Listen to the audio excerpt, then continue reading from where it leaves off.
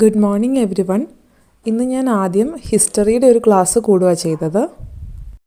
ഞാൻ സൈലത്തിൻ്റെ ഒരു Q&A course എടുത്തായിരുന്നു, ഡിഗ്രി ലെവലിൻ്റെ. അപ്പോൾ അതിൻ്റെ ക്ലാസ് ആയിരുന്നു.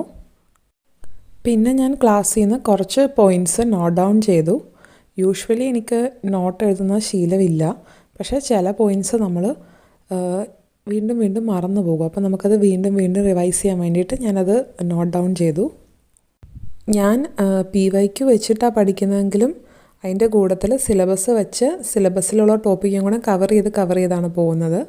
ഇപ്പം തന്നെ ആ കണ്ട ക്വസ്റ്റ്യനിൽ നമുക്ക് ഗവൺമെൻറ് ഓഫ് ഇന്ത്യൻ ആക്ടിൽ നിന്നായിരുന്നു ക്വസ്റ്റ്യൻ. പക്ഷെ നമുക്ക് അതിൻ്റെ ഓപ്ഷനിലുള്ള പിറ്റ്സിൻ്റെ ആക്റ്റും അങ്ങനെ ആ ഒരു റെഗുലേറ്റിംഗ് ആക്ട്, അങ്ങനെ കുറച്ച് ആക്റ്റുകളുണ്ടല്ലോ, അതെല്ലാം നോക്കി വേണം പോകാൻ. കാരണം മേ ബി നെക്സ്റ്റ് ടൈം നമുക്ക് അവിടെ നിന്നായിരിക്കും ക്വസ്റ്റ്യൻസ് വരിക. ഇന്നിപ്പോൾ ബേസിക്കലി ഞാൻ 2 ടോപ്പിക്കുകളാണ് പഠിച്ചത്.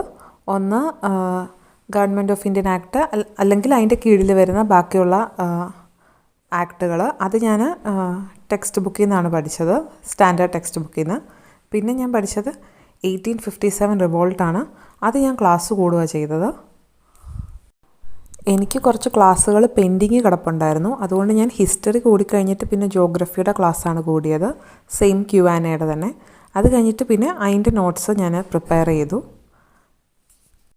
ആഫ്റ്റർ ജോഗ്രഫി ഞാൻ പിന്നെ സയൻസ് ആൻഡ് ടെക്നോളജിയാണ് പഠിച്ചത്. സയൻസ് ആൻഡ് ടെക്നോളജിക്ക് നമുക്കറിയാവുന്ന പോലെ തന്നെ അത് ഭയങ്കര വാസ്റ്റായിട്ടുള്ളൊരു സിലബസാണ്. പക്ഷേ ആകെ 5 മാർക്കേ ഉള്ളൂ. അപ്പോൾ അത് ഞാൻ PYQ ബേസ് ചെയ്തിട്ടാണ് മെയിനായിട്ടും പഠിക്കുന്നത്. അതിൻ്റെ ക്ലാസ് കൂടി പിന്നെ അതിൻ്റെ നോട്ട് പ്രിപ്പയർ ചെയ്തു. അപ്പോൾ അത്രയേ ഉള്ളൂ. Thank you for watching.